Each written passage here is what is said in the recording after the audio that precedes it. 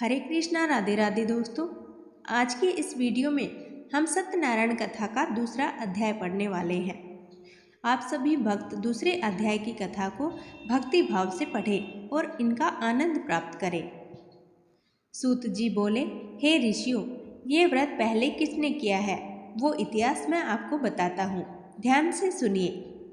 सुंदर काशीपुरी नगरी में एक निर्धन ब्राह्मण रहा करता था। वह भूख और प्यास से बेचैन होकर रोज यहाँ वहाँ घूमता था। जो कुछ रूखा सूखा मिल जाए उसे खाकर अपना पेट भरता था। ब्राह्मणों से प्रेम करने वाले भगवान ने उस ब्राह्मण को दुखी देखकर एक वृद्ध ब्राह्मण का रूप धरा और उसकी सहायता के लिए उसके पास जाकर आदर से पूछा, हे विप्र, नित्य दुखी होकर यहाँ वहाँ क्यों घूमते रहते हो? हे श्रेष्ठ ब्राह्मण, यह सब मुझसे कहो, मैं सुनना चाहता हूँ। ब्राह्मण बोला, मैं एक निर्धन ब्राह्मण हूँ और भिक्षा के लिए यहाँ वहाँ घूमता रहता हूँ। इसके अलावा मुझे कुछ समझ नहीं आता कि मैं क्या करूँ। हे भगवान, यदि आप इसका कुछ उपाय जानते हो तो कृपा करके मुझे बताओ। वृद्ध ब्राह्मण बने भगवान बोले, सत्यनारायण भगवान मनवांछित फल देने वाले हैं, इसलिए हे ब्राह्मण, तुम उनका पूजन करो, जिसके करने से मनुष्य सब दुखों से मुक्त हो जाता है। ब्राह्मण को व्रत का सारा विधि विधान समझाया। फिर बूढ़े ब्राह्मण का रूप धारण करने वाले सत्यनारायण भगवान अंतर्ध्यान हो गए। निर्धन ब्राह्मण को खुशी के कारण उस रात नींद ही नहीं आई।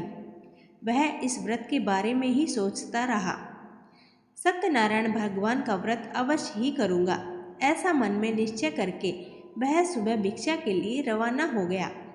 उस दिन उसे भिक्षा में इतना धन मिला कि जिसकी उसने कल्पना भी नहीं की थी। उसने उस धन से सत्यनारायण भगवान का व्रत पूरे भक्ति भाव से बंधु बांधवों के साथ मिलकर किया। वह ब्राह्मण हर महीने ये व्रत करने लगा।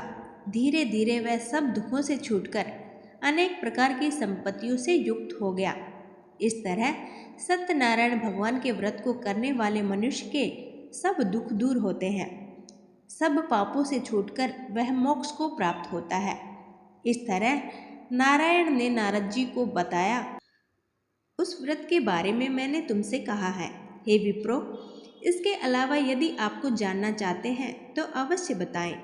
ऋषि बोले, हे मुनिवर, संसार में उस ब्राह्मण से सुनकर फिर किसने ये व्रत किया, वह भी हम सुनना चाहते हैं। हमारे मन में इसके लिए पूर्ण श्रद्धा है। सूत जी बोले, हे मुनियों, जिसने उस ब्राह्मण से सुनकर इस व्रत को किया है वह भी मैं आपको बताता हूँ, सुनिए। एक समय निर्धन से धनवान बना वह ब्राह्मण अपने बंधु बांधवों के साथ व्रत करने की तैयारी कर रहा था। उसी समय एक लकड़ी बेचने वाला बूढ़ा आदमी वहाँ से गुजर रहा था। वहाँ का ऐश्वर्य देखकर उसने लकड़ी का गट्ठर सिर से उतारा।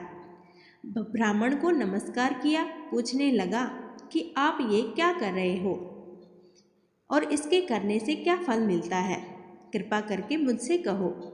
ब्राह्मण ने कहा, सब मनोकामनाओं को पूरा करने वाला श्री सत्यनारायण भगवान का व्रत है।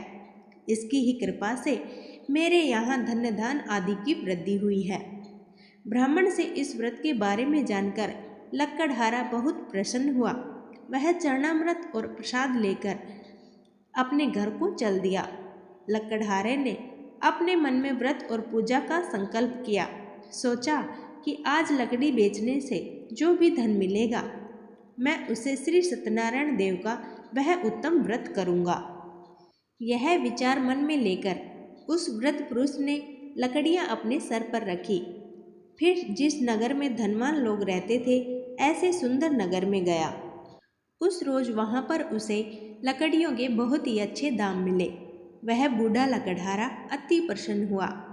उसने सत्यनारायण भगवान का व्रत करने के लिए सामग्री खरीद ली। पक्के केले, शक्कर, घी, दूध, दही और गेहूं का आटा इत्यादि लेकर अपने घर आ गया। उसने अपने भाइयों, रिश्तेदारों आदि को बुलवाया। विधि विधान और भक्ति भाव के साथ सत्यनारायण भगवान का पूजन और व्रत किया। उस व्रत के प्रभाव से वह बूढ़ा लकड़हारा धन, पुत्र आदि से युक्त हो गया और संसार के समस्त सुख भोग कर बैकुंठ को चला गया। इसी प्रकार हमारा यहाँ पर दूसरा अध्याय भी समाप्त होता है। तो बोलिए श्री सत्यनारायण भगवान की जय। तो दोस्तों, अगर आपको ये वीडियो पसंद आई हो तो वीडियो को लाइक ज़रूर कीजिए। धन्यवाद।